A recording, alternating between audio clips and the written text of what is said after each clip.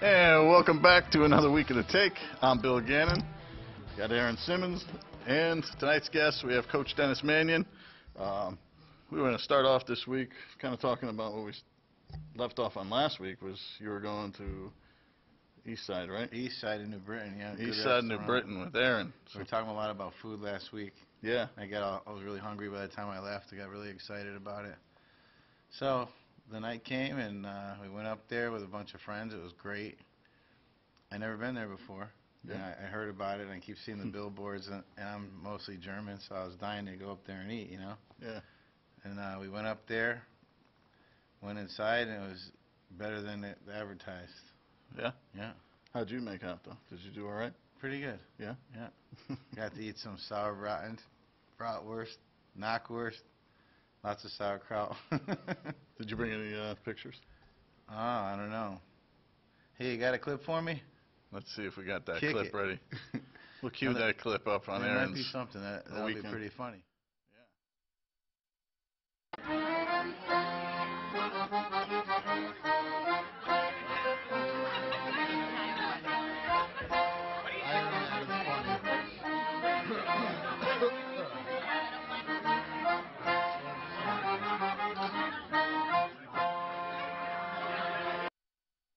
He was playing Iron Man on request. Yeah. He could say anything you want, like Weird Al Yankovic on an accordion. That was the best part. He was right there doing that, huh? Yeah. And then there might be some pictures of some of the great food that was there. Yeah. See if we got any of those. We get those. What kind of food is this that we're going to be seeing? You'll see a knockwurst. You'll see some bratwurst. And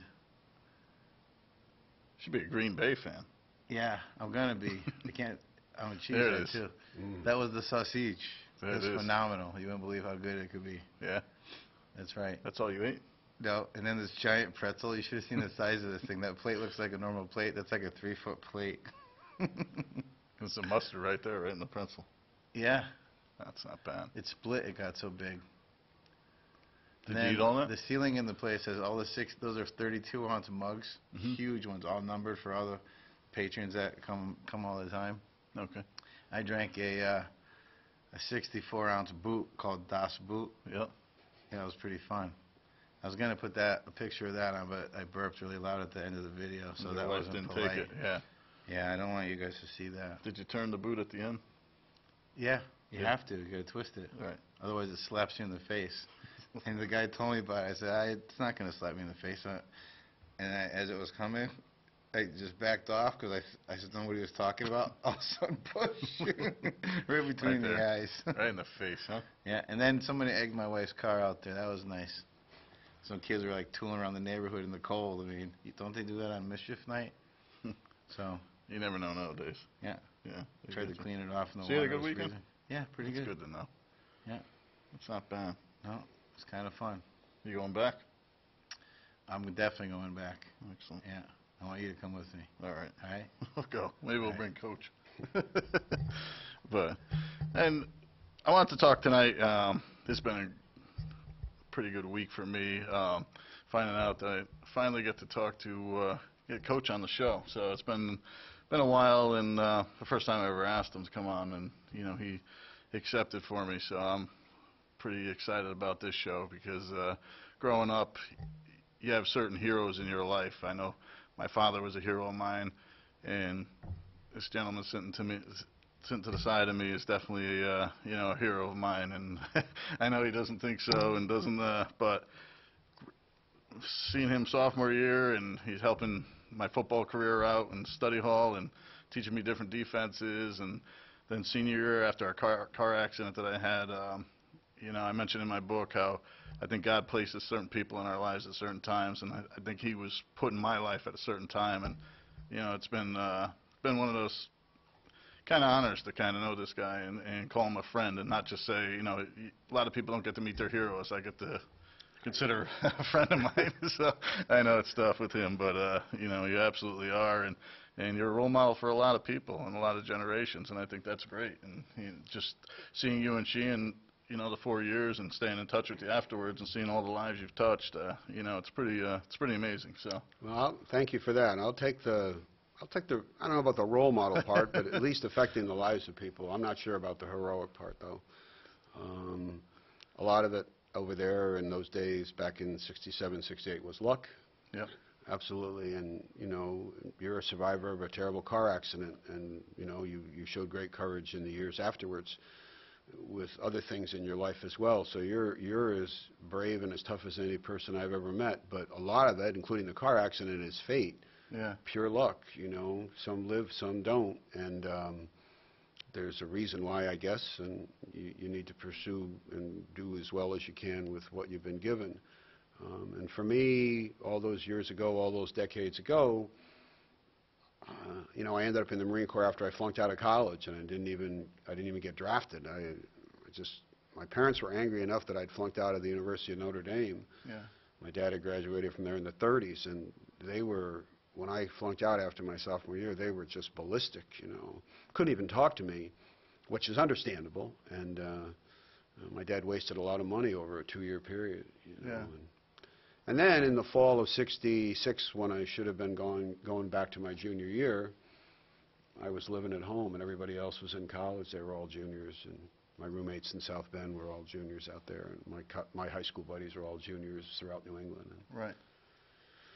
I went down and saw a Marine Corps recruiter just to really drive my parents crazy. Yep. I didn't have to do it, just did it. So. And then, you know, I got over to Vietnam in the fall of '67, just as the war really had taken a big turn for bigger battles, and the NVA were more entrenched, and, you know, and it was just a matter of right place, wrong time. I don't know, but I was very lucky, you know. I wasn't talented enough. I was very lucky. Yeah. A lot of people, I know you go to Choate.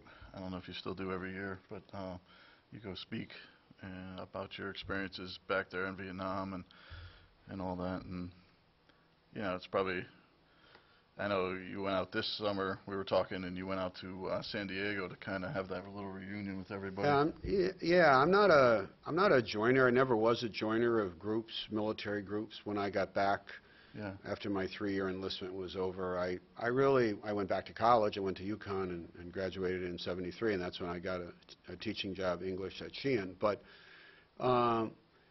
when I lost my train of thought here. That's what old age will do for you. What was I trying to... Well, you didn't get really involved in groups? Yeah, I never joined any groups. I didn't join anything. Even the wall was dedicated in '82, and I had said to my wife, and at that point I was still teaching at Sheehan, but I was an assistant coach at Choate at that point. And it was November, it was Veterans Day when they were to dedicate the wall, November of '82, and I remember that summer saying to my wife, I've got to go to the dedication. I've just got to go there. Yeah. And she said, I can understand why, in terms of the names and friends of yours, but you don't belong to any groups. You don't know anybody. Right. And I said, yeah, I know, but I got to go. And I did go. I took a couple days off from teaching at Sheehan, and I missed a couple days of football practice at Choate, and was down there for the dedication. Yeah. And it was around that time that someone who had been at Quezon, who was a chaplain, began to form an organization called the Quezon Veterans. Okay. And through a book that had been written about Quezon, I wrote a letter to the editor about the book, and then he put me in touch with this chaplain. And when there were only 35 names on the Quezon Veterans group, I was one of them. Right. And now there are about 3,000 wow. on the list. So that's the one organization I joined. And then the other was the Purple Heart Association, because I got wounded in Vietnam, and when the Purple Heart license plate was finally approved by the state legislature, I went right down to the motor vehicle department. Well, I asked for the plate, and I had my documentation, and he said, well, are you a member of the Purple Heart Association? I said, no, I want the license plate. I got wounded, and here's the proof. And he said, you have to belong to the association. He said, same thing like Pearl Harbor. If you want to have license plates that say Pearl Harbor on them, you have to be a member of the Pearl Harbor Survivors Association. I didn't realize So, yeah, I sent off my money to the National Organization for the Purple Heart Association, took a lifetime membership, and then I got the license plate. And so those are the two veterans organizations I belong to. I also now belong to the DAV, the Disabled American Veterans. But really, so in a sense, those are the three that I belong to. But, you know, in those years after Vietnam, say from the end of '69 when I got out of the Marine Corps through the first 10, 12 years at Sheehan, I really was not interested at all in being a member of that stuff. So. Right. But did that kind of mold your curriculum on what you were going to teach? Or? Not necessarily. No? I mean, I lucked out at Sheehan in the sense that I was given seniors really from the first. I started in the fall of '73, and there was an opening for a senior English teacher, and that curriculum was world literature. So really, it was anything except American or British.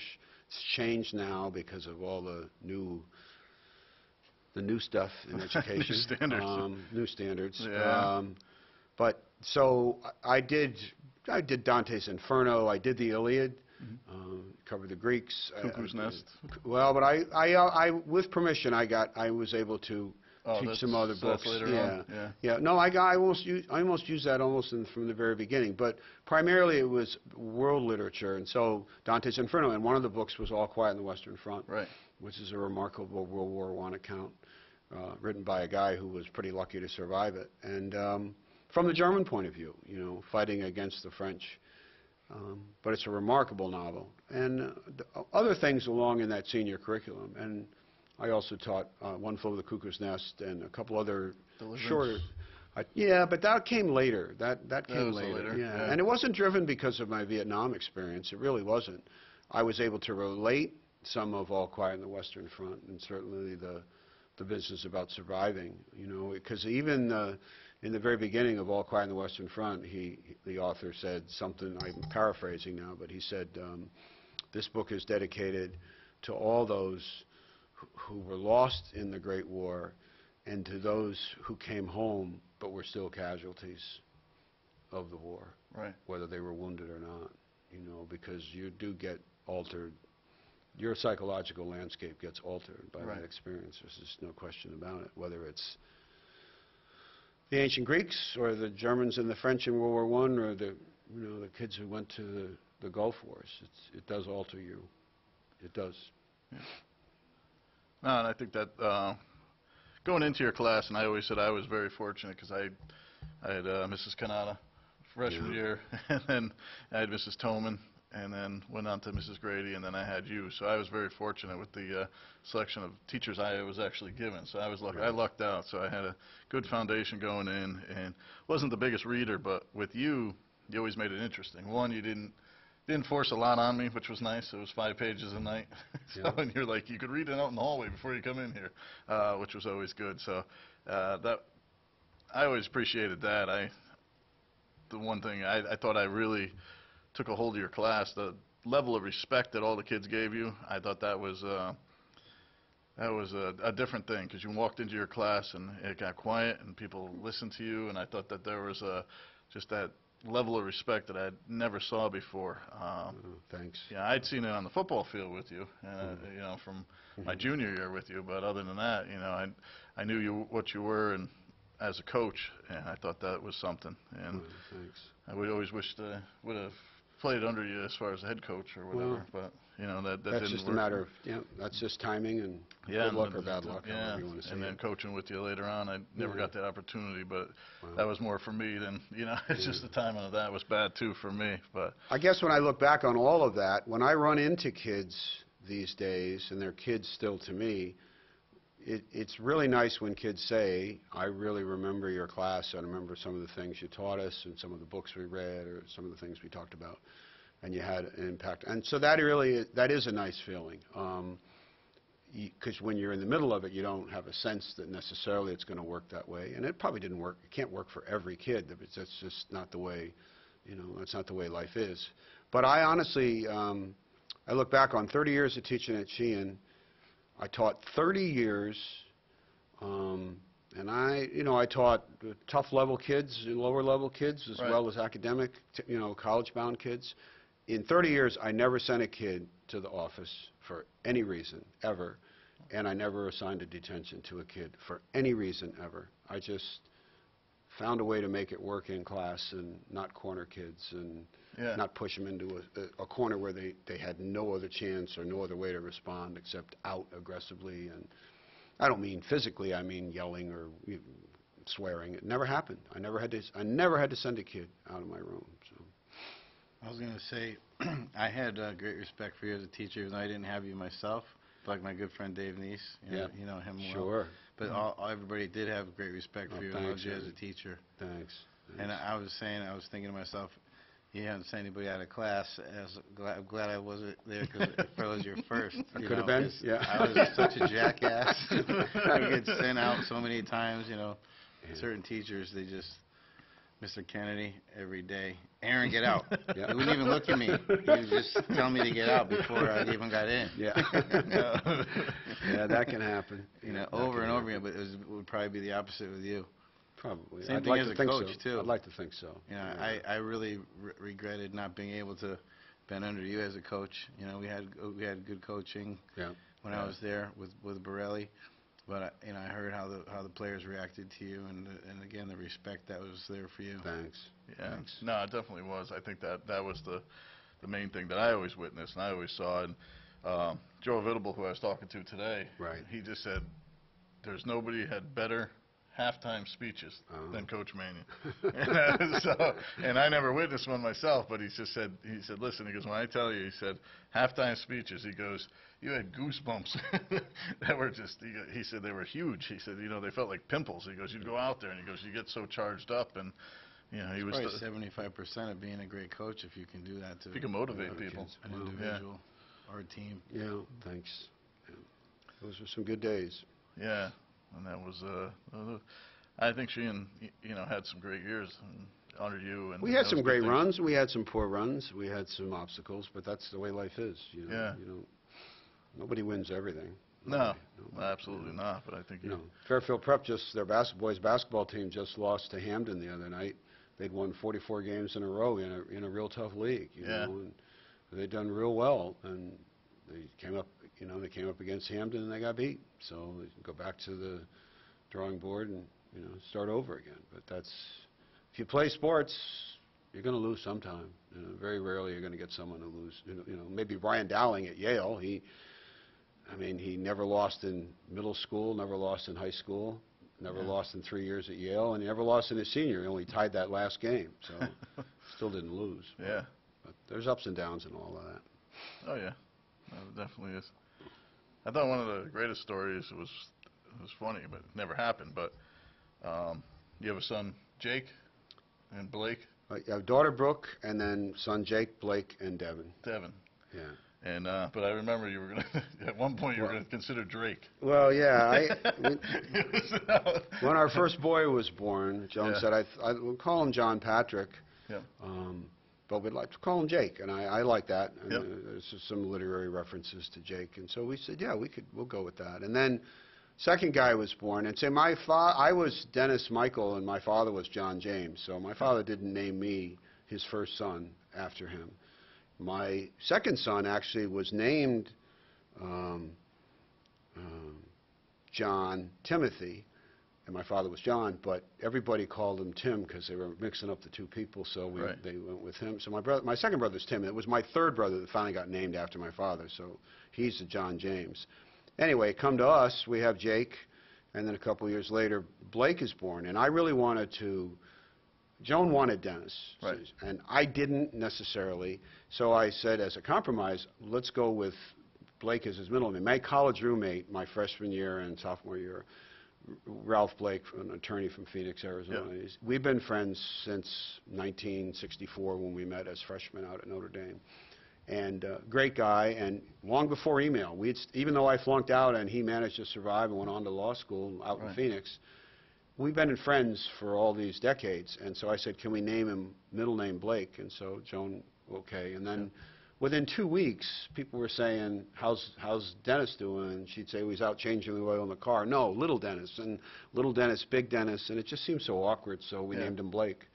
We didn't name him. We nicknamed him Blake, and we went with Blake, so that's what he is. He's D. Blake Mannion. And then when the third guy came along, I said to Joan, maybe we should name him Drake.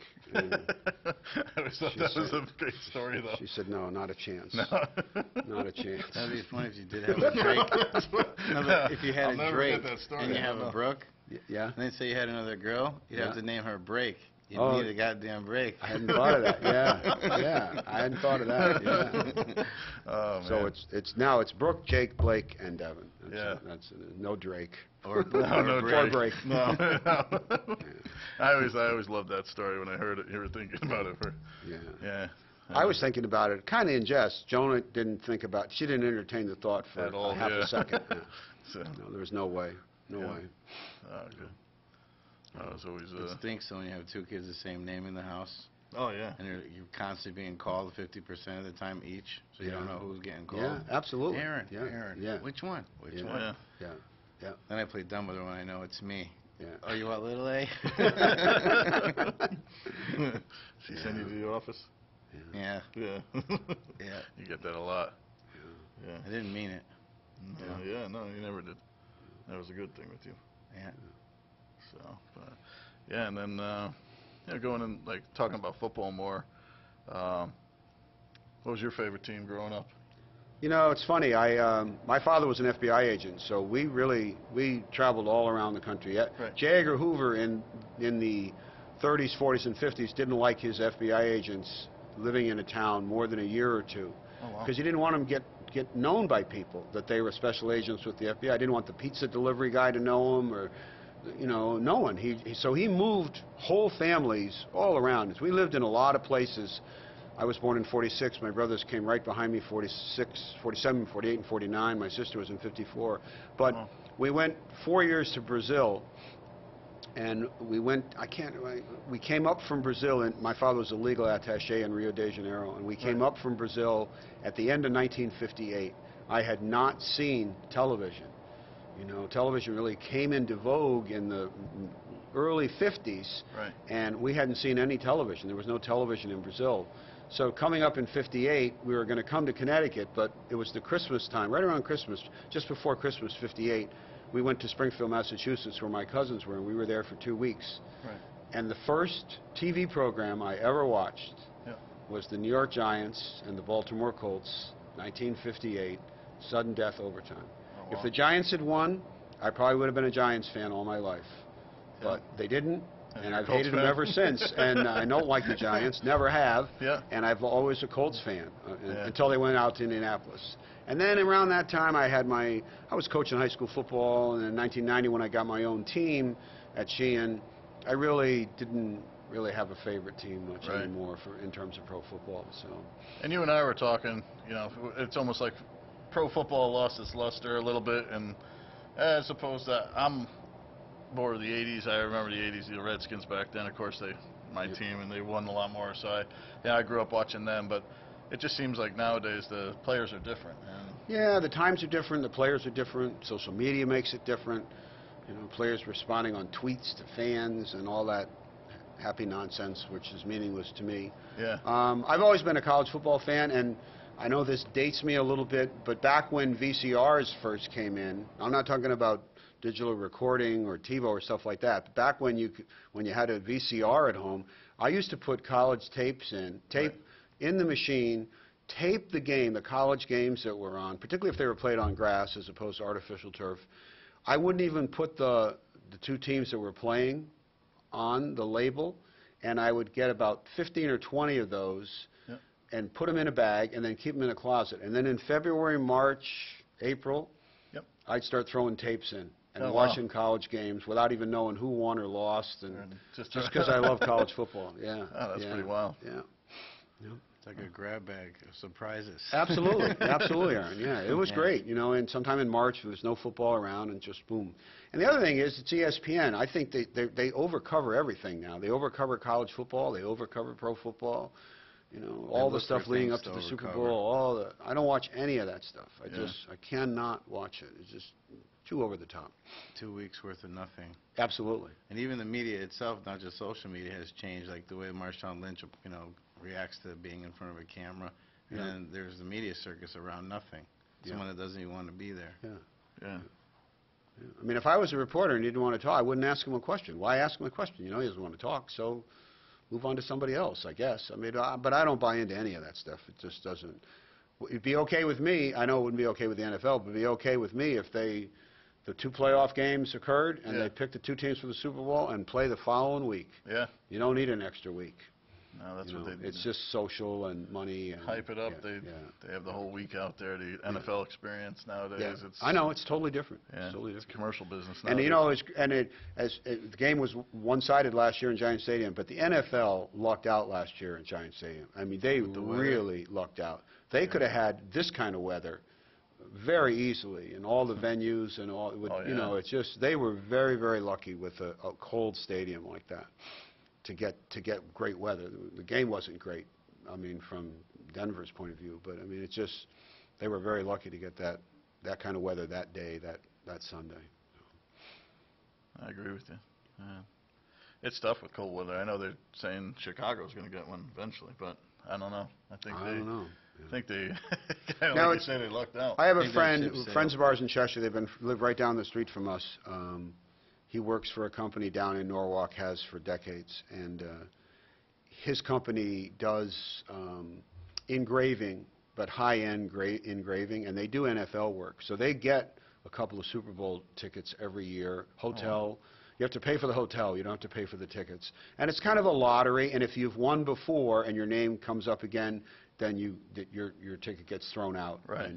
And this year, for the first time, he won. He and his wife went out. They went out on Friday, and you know, then they went to the NFL party on Saturday night. They went to the big tailgate party, which was all covered, on Sunday, Yeah. and then had seats at the stadium. You know, Oh, wow. and he came home. He's a Patriots fan, but even if they had lost, he said everybody in their lifetime ought to experience it one time live. I really don't. I want to watch it in my house, on my couch, or in my chair. But that's what he said. He said everybody in their life should get the experience at one time, the way it is. See, I agree with you. I'd rather have it Yeah. at home, not bothered. You know, it's just one of those things. My uncle, when he was with the Redskins, the year that Doug Williams won the Super Bowl, Right. he had called my parents on Wednesday and said, "Listen, I got a ticket for him. Fly him down. I'll meet him at the airport." And I just didn't want it. And everybody and their brothers said, "Why did you ever go?" And I just said, "I'd rather sit home and watch it." You know, Yeah. 'cause when you go to games, sometimes the cameras back then, now they're a little different. But they had those huge, big camera mounts going down, and sometimes you'd lose the play. You know, be on the Patriot games where it's, you know, they were on the 1 yard line against the Eagles, and they get big camera crew comes down, and we couldn't see anything. I was like, this is terrible. Yeah. The live games I know are a little different nowadays, but Yeah. I agree with you. I think Super Bowl home, it's better. Yeah. You And get serious remorse. Yeah. If you spend $3,000 at the Super Bowl, and you can't see it that good just for the experience, Yeah. you could be home. I said to this, my friend Steve, I said, so what if they were 20-yard line, but up in the second deck, face value of the tickets was like $950, Yeah. but they were going for a lot more. I said, what if somebody offered you $8,000 for each of the tickets, so $16,000? What do you think? He said, I don't know. You know, that's a fair amount of money. you Yeah, know. it is. You know, I would have taken the take the 16. money, Yeah. go to a hotel, Buy sit in yourself the a nice lobby big there. TV, and that's Yeah, it. right. Go, buy 2 of them. His I don't wife know. would have killed him, though. Joan Yeah. would have killed him. Yeah, she would have wanted to see the game. So. Yeah. But, Well. and going back to Super Bowls for a second, we kind of mentioned this earlier, but not earlier in the show, but when we were just talking. I missed the first 3 Super Bowls. I was a football player, been a football coach, been involved with football really all my life. Played football in the Marine Corps my year after Vietnam even. And but I missed the first Super Bowl because it was boot camp. I'd gone to boot camp in January of '67, so when the Packers played the Chiefs. And in that, I really wanted to know the score, and there's absolutely no way of finding out. And the drill instructor came in on Monday, and I can't use the language he used, but he said, I know some of you blank, blank, blank, blank, blanks want to know the score of the game. It was Green Bay 18, Kansas City 3. And then Tuesday he came in, he said, no, it was Kansas City 21, Green Bay 20. Oh. And then on Wednesday he changed it again, and on Thursday he changed the score every day until the following Sunday when we had 2 hours break in the morning on Sunday, and one of the drill instructor's kid would come in and sell the newspapers. Right. Made some easy money because everybody's buying the paper, and so that's when I read and found out the score. So I missed the first one in boot camp. I missed the second one because I was at Quezon. The fighting hadn't started yet, but it was coming. But I was up on one of those hills, and so I obviously didn't see it or hear it. And then the third one, I was in Cuba at Guantanamo Bay, and I heard it on the radio, the Colts and the Jets, but for some reason, even though it was 1969, they couldn't get a television signal 90 miles from Florida over to the Marine Corps base there, the Navy base at Guantanamo Bay. So from then on, whether the bowl games have been good or bad, I have not missed a play in any Super Bowl since, because I missed the first three. So I haven't missed a play in any Super Bowl since. Must have been a tough one, Super Bowl III. I lost a lot of money. Yeah. I lost a lot of money. Yeah. I bet a bunch of guys because I was, the Colts were big. They were 17-point favorites. Yeah. I mean, it's one of the big upsets in sports, really. And I was, it cost me a lot of money. Oh yeah, that's Joe Willie. Yeah, and I worked for him. I worked for him for a number of years at the Joe Namath football camp. Yeah. Yeah. Bill's got a sweet helmet sign. Pardon me? Did you ever get the money back from Joe? Did you tell him he owed you? Oh, yeah. I told him the story about it. Yeah. That's too much. I told him the story about being at Quezon the year before. He said, and I said, we heard little bits and pieces on Armed Forces radio, but we really didn't hear it. He said, I wouldn't have been listening to any radio if I. Yeah. He said, I've been sharpening my bayonet and cleaning my rifle. I wouldn't be listening to any Super Bowl. Yeah. Pretty funny. Kind of funny. Were you listening to Robin Williams on Good Morning Vietnam? I saw the movie when it came out. Yeah. So was there really a guy like that over there? If there was, I didn't hear it. It's interesting about radio and songs, but when the fighting broke out on 861, and I was on a small hill, it was, it could fit inside a football field, a high school football field. It wasn't a big hill, only about 165 of us up there. But a guy who was in my company was a guy named Bill Huff, who was related to Sam Huff, the middle linebacker for the Giants and Redskins. And he had a little portable radio that he had brought with him from the States. And so I'd go down into their bunker, and at night, because it was an AM signal, at night you could hear Armed Forces radio from Saigon. But we never heard that particular wacky disc jockey, and he might not have been there in that year. I don't remember what year that guy, Crown Hour or whatever his name was. But we'd listen to music that they played. And then in the morning, when the sun came up, as soon as the sun's rays broke the horizon, all those AM frequencies got disintegrated. Like you can listen to WLS from Chicago on AM radio at night here in Connecticut. You can pick up, I'm not talking about the internet, I'm talking about classic old AM radio. You can hear radio stations around the country at night because the signal travels further. But once the sun comes up. In the daylight, there's more interference from everybody grabbing on. And so ironically, he was promoted, so we heard parts of the Super Bowl, then we listened to Armed Forces Radio, and then in February he was promoted to corporal, and to give him like a free 5-day R&R, they sent him to Okinawa. And I knew he was going, and he was not. I was a Fort observer. He was a regular infantry guy, but he told me he was going. I said, look, if I give you $15, will you buy me a radio over there? Because I'm tired of going down to your bunker at night. Yeah. And he said, sure. So he took the money. He went down to Quezon, took a helicopter down, and he was down there waiting for a ride out, and a rocket came in and killed him. Oh. He was killed sometime in February. And so I went down to his bunker and took his radio. Yeah. And that night, just before dark, 3 or 4 of the guys in his squad showed up at my bunker, and they were not happy.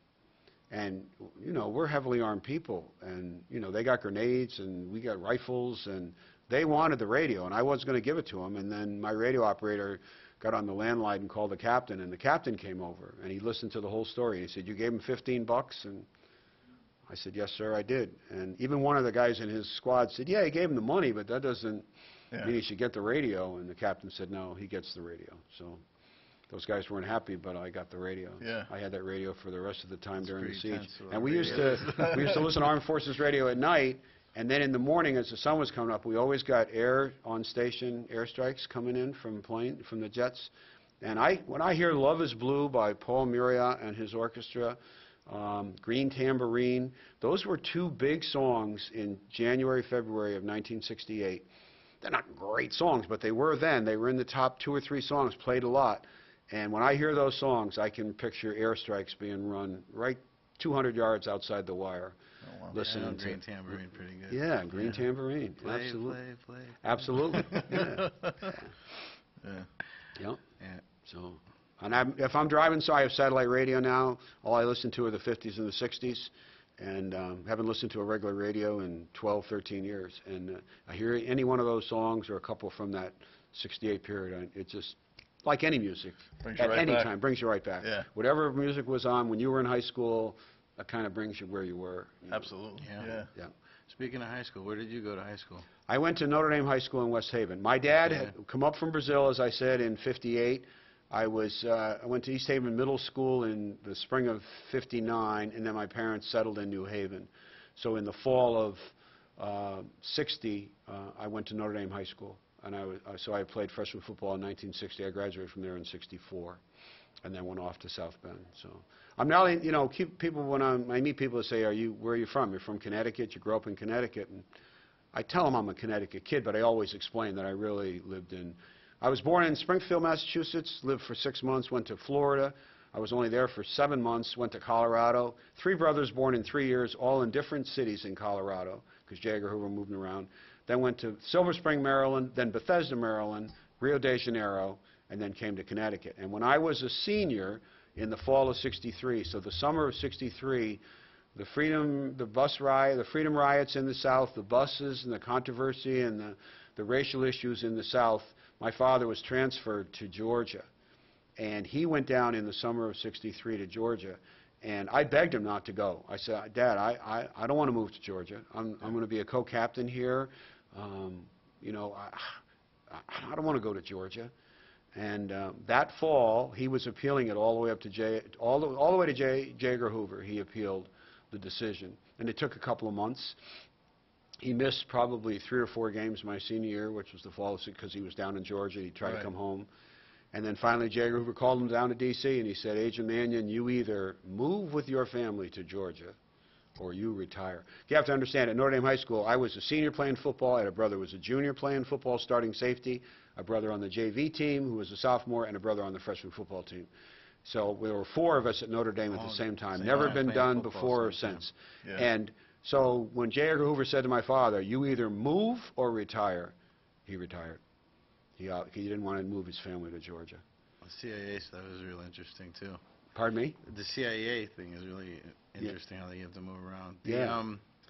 I went through something similar with moving around with my father, but it wasn't for Hoover telling him to. It was more like following the good carpentry jobs. Right. So I did 14 schools in my life. Went to Montana, did some in Florida. I was out in California for a little while. Then when I finally came back, I couldn't take it anymore. Around high school time, I was like, Dad, I gotta go back with my mom. So that's when I met Bill. A year after that, when I came back for good. And when I meet people, they'll say, oh, that must have been fantastic living in all those places. I would have traded that for living in a neighborhood. Security. And going to grammar school with kids who you stayed with, and then went to middle school and then on to high school. I was always a new kid in school until my dad retired from the FBI. Me too. The good thing was I started out here, and I got into grade school in Pond Hill in Yalesville. Then I did a little bit of, that's when I first went off with my dad I did 5th grade. I split it up between 3 schools in 3 states. That's where it got tough. Then I did middle school here again, then back out to high school with him. But I came back here, so I knew kids from 2 schools on both sides of town. So when I did come back, I knew pretty much everybody. That was nice to start here and at least finish here. Absolutely. I was a new kid a lot of times. I got to meet a lot of people. That was the plus. That's why I got, have an outgoing personality, so I met a ton of people in a ton of places. That's why I was brave enough to go up to this kid and give him a big noogie before I knew him like a stranger. He used to get me in trouble in art class with Mr. DiMiola, so I was always getting in trouble. But he did draw me my Dan Marino, which I Mrs. Bakeman used to kick me out too. Woody Bakeman. He was. I have a nice success story on that level. Is a kid named James Namnu, who's a Wallingford kid. Obviously went to Sheehan. Namnu? Is he AJ's brother? Yes. Is it AJ? I think so. What does AJ stand? He used to be my boss when I first started painting. Really? AJ, yeah. Yeah, it's possible. I don't. But James, I had James in a basic, general level English class, but it was clear that he had ability and talent. You know, his skills. He did. He was in trouble all the time. He drove the administration crazy, but he was smart enough never to get really caught. You know, but he liked my class. I liked the work he did. He's the only kid. We did one for the Cuckoo's Nest, and Ken Kesey's other great novel is Sometimes a Great Notion. It's my favorite all-time book, and I've had probably maybe 15 or 20 kids over 30 years who read it as an extra credit or a summer reading just on their own on my recommendation, and he was the only general level kid who ever read the book and thrived on it and knew what he was talking about when we talked about it. Anyway, I said, why don't you go to college? He said, no, Mr. Mannion, it's not for me. I'm not going to. He went to the Marine Corps. He was over in one of the Gulf Wars, I think the second one. And then he came back, and he was a heavy engine equipment repair guy, and he was working for Hertz Rental, their trucks, and fixing their trucks. And after 2 or 3 years, there was going to be a change, and then they were going to cut his salary and time. And he said, you know what, I think I might go to Southern on the GI Bill. I said, absolutely, I know the people down there. Yeah. And he graduated from Southern last year. Yeah, and I really am very pleased and proud for him that he did that. Because I saw it in him the first day he walked into my English class, you know, back in the day. Yeah. Just graduated this past spring. Oh, excellent. Yeah. It's always good to see the Wallingford guys doing good, too. So, yeah, coming up. I think that was AJ's son, though. His father's name was AJ. AJ, yeah. Yeah.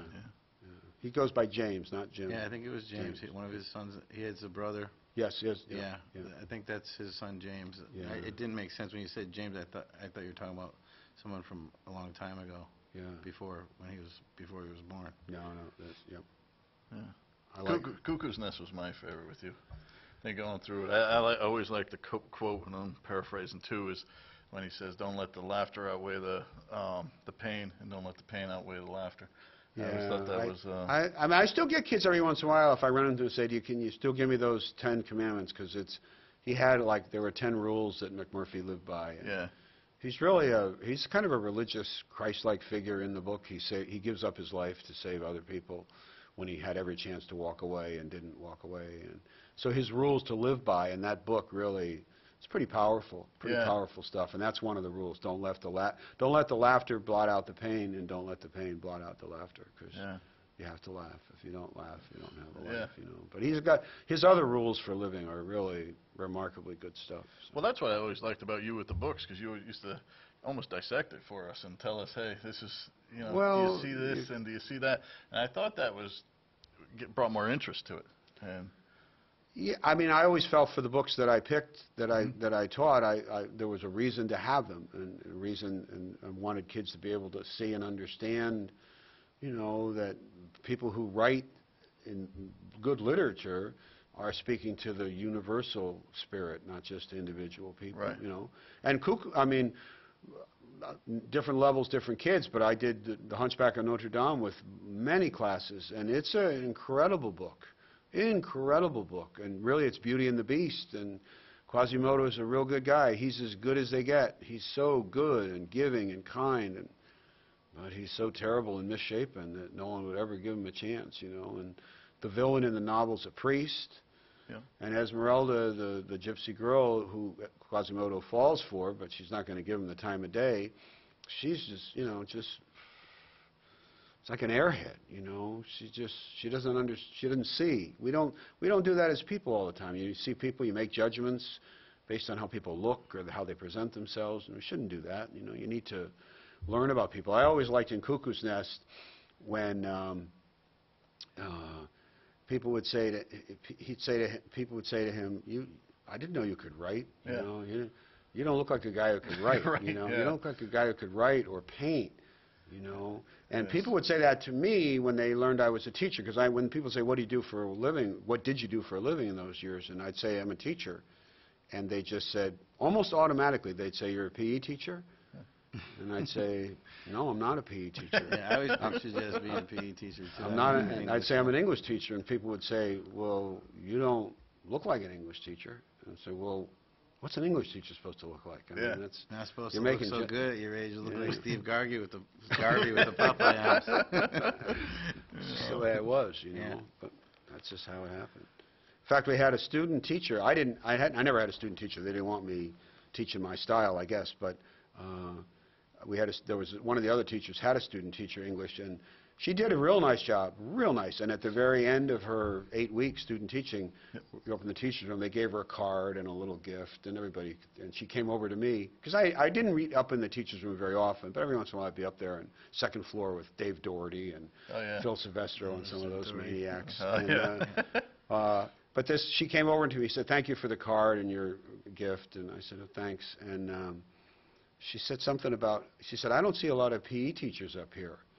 And I said, "I'm not a PE teacher, and I'm an English teacher." She said, "You don't look like an English teacher." And I said, "You know, I'm not one to give out advice because I made enough mistakes, but if you're going into education and you're going to judge kids based on how they look, you should really think long and hard about about what you're saying or how you're thinking." And I think that's a good lesson. You know, you got to get to learn to know who people are before you make judgments. So.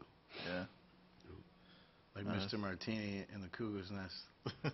That movie was great because it could make you laugh so much, but it got you to cry too. Yeah. You know, the movie was, I didn't read the book, I just saw the movie. My dad would take me to those. And I would say that movie is one of the very few movies I've ever encountered that's very good when you match it up with the book. But even so, it's not half as good as the book is. No. Yeah. Except for a couple of parts, like, but what's your take on that, Billy? Oh, God. I did. Come on. We got to watch the movie in the book, so it was.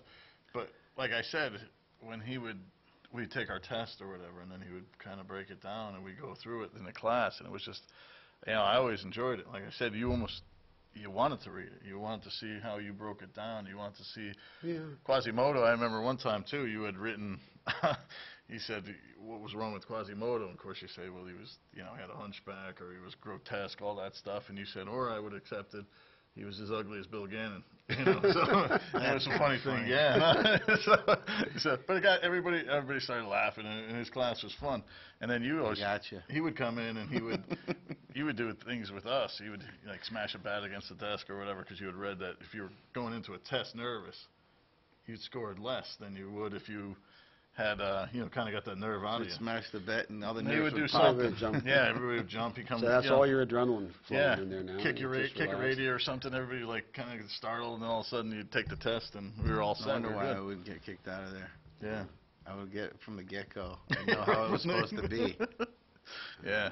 Then the other thing good was you always did the blood drive, which I always thought was a good thing too. Thanks. Yeah, I always thought that was great because I used to have a ton of kids going to that.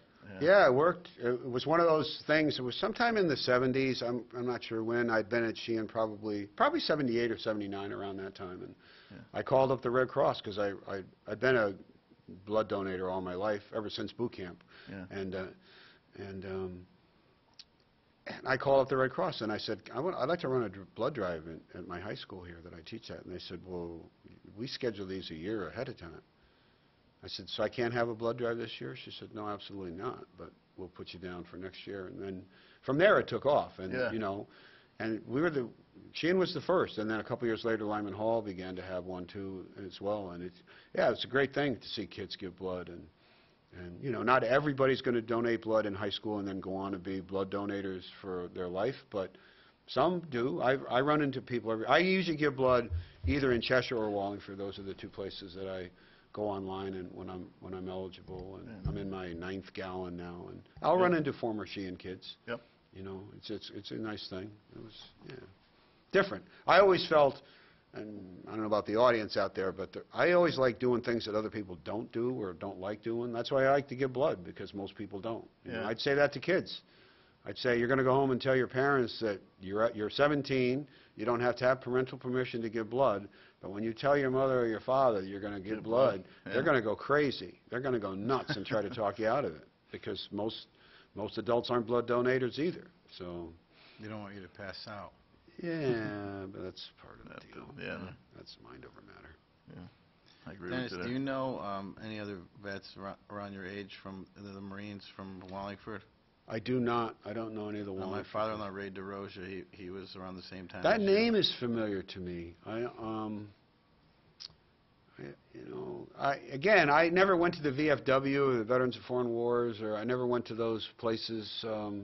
Not saying that those guys do, all of them, Yeah. but I don't know if Ray does either. Yeah, I just want to know if you knew him.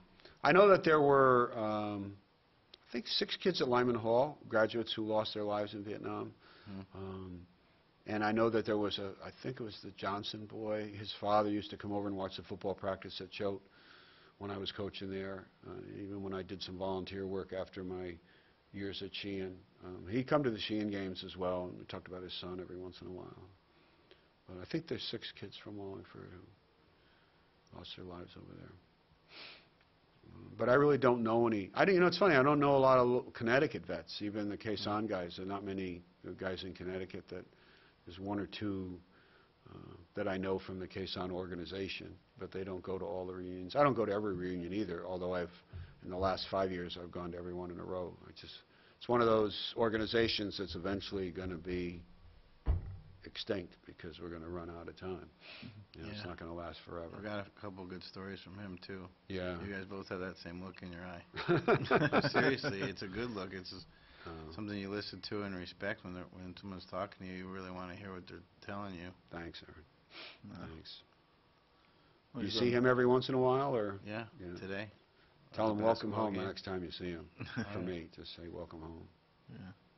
At the basketball game, huh? Yeah. Yeah. I saw him last night. Yeah. See as much as I can, Yeah. He's got the next generation of football players coming up for Sheehan, so Yeah, look for Aaron you never soon. know. Maybe I'll ship one over to Wilcox. They got a football program Yeah, now. they do. So. Now they do, yeah. My wife subs there now. She taught. She was at Sheehan, an English teacher, guidance counselor, did 35 years. Took 1 year off, and now she's in her 8th year of subbing at Wilcox. Oh, wow. English, history, math, whatever in the academic area. She's not down there with the guys with the welders and brakes and hairdressers. She does the academic side. She likes it there. Some good kids. It'd be a nice prep to ship them out to Virginia Tech or somewhere after that, or Texas Tech, Yeah. LA Tech. Tech to tech. Yeah. Yeah. That's it. She had Bill. Remember Bill Fritz? Yeah. Yeah. She had his grandson, and he just wow. graduated from Wilcox this past spring. Really? Yeah. Yeah. Big guy. He's a plumber, but he's huge. He's a big guy. It's hard to imagine him down underneath the sink there. Or coming from the skinny Fritz's. Yeah. But he's tall and good-sized kid. Romania, right? Is it last name? It's Kathy's son, I think. I want to say his name's Kyle. Kyle Romania. From where? What are we talking about now? That's Fritz's grandson. Is that the one? Oh, I don't know. He played baseball with Jeremy. So Oh, really? my son Yeah. Jeremy, yeah. So he was a big kid. He was, he was real big. Big Yeah. kid, So when you big said that, kid. yeah, no, That's the kid. yeah, he's a Yeah. solid kid and everything. So Yeah. he hit the heck out of the ball back in Little League. He was big back then. So Yeah. everybody saw him come up to the plate. Everybody started backing up. Nobody wanted the pitcher wanted to go beyond the rubber too, but he couldn't. But yeah, it's always a good thing. Yeah. Yeah, that's wild. So, Kyle's getting warmed up for baseball. How old are your kids? 12 and 14. 12 and 14. Yeah. The younger one's going to go over to Ultimate Sports and work with Paul Cambra. Mhm. He's really good. He gets the kids really hitting good down there. Yep. Hey, Paul, how you doing? Kyle's going to go for the record this year. yeah, Yeah. good. The Jacks. There we go. He had 17 last year as an 11-year-old. It's not bad. Give him another year under his belt. That's it. And he'll be going against 13-year-old kids. But even when he was 10, he was the only kid on the team that was hitting any. It's good. Wow. Yeah. Got good hand-eye coordination, huh? We'll see. He's got something. No, he's got something I didn't have. There's this little twinkle there that, I don't know. It's pretty neat. You never know. You never know. Yeah. You watch that. So what's the tie into the San Diego shirt? The time of the San Diego shirt is, I miss the 80s. And Dan Fouts and Air Coryell. And I probably told the story before. I'm a Charger fan because that's where my father took me to the first game. Also went into overtime.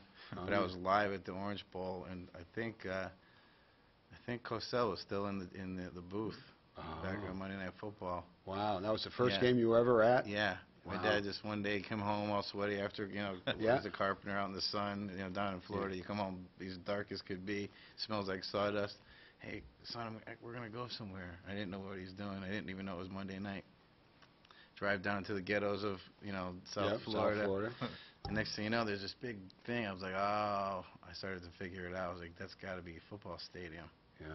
And found a scalper, got some tickets. We went in there, and there it was, lightning bolts and bombs all over the place. Nice. And guys wearing glasses and goggles, Chuck Muncie and Oh yeah, sure, yeah, John yeah. Jefferson, Yeah. Charlie Joyner, Charlie Kellen Joyner. Winslow. I mean, just to see that team as the first team. 'Cause Yeah. I liked the Steelers before that because they were always in the Super Bowl. Right. And acrobatic catches and Stallworth Yeah, and the Swan, yeah, sure. So to go from Bradshaw to Fouts was a pretty easy transition. Yeah. Yeah. But I got Yeah. hooked for being there in my He was first game.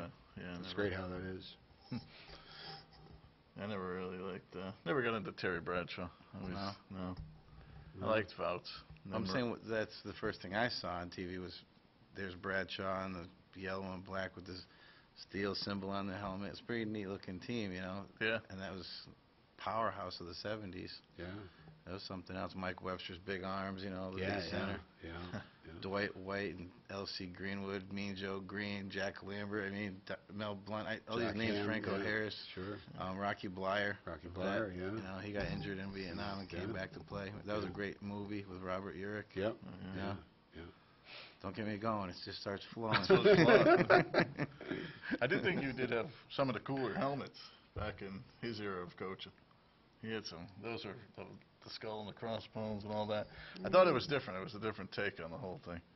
I would have liked to still have the CNS on it, but I always thought. No, it I was had neat. it. Well, we just, I don't know, we had MTS on it. Yeah, you had the MTS, and then you had all the Like you little said. skull. Yeah, I liked it though. It was different. It was neat.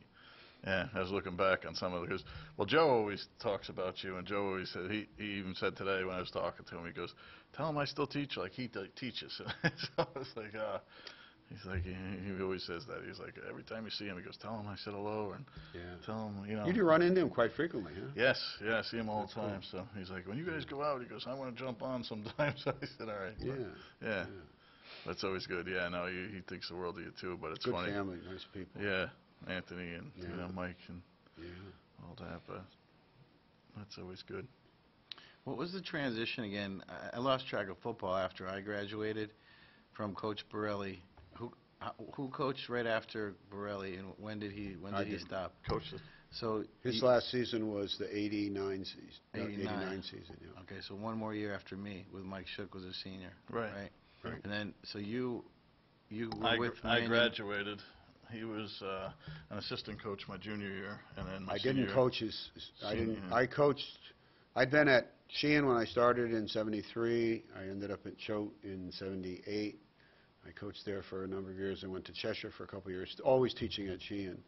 And then I So came over. for your senior year, who was coaching? Coach Burley. Yeah, that He was was his still last there. year. Yeah. Okay, that was his so last that's, year. I got it. I came there. I did after I didn't. When Steve Adazio got the Chester job, I got the. Coach Burley called me up and asked if I wanted to be on his staff. So I did the year, which was the '88 season. Right. But then I was too much football, and maybe I needed to step back, and so I took that year off. I didn't coach in '89 at all. So you're coaching with like Tom? Was it Tom Gersh? John Gers. John yeah, Gers. John Gers. Yeah. The Hare that was a kids, good Kyle looking team. Hare, Keith, All those guys. the Peterson kids. We had some Vidable kids. Yeah. Well, the hour went pretty quick, so I'd like to thank you again, Coach, for coming on and telling us all about your life and everything. It's been pretty remarkable. Yeah, thanks. Very lucky. Again, Very Bill blessed. Gannon, Aaron Aaron Simmons Simmons. with us tonight. But everybody have a great week. We'll see you next week on next week's show. Thanks again. Nice to have you, Coach. Thank you. Thanks for having me.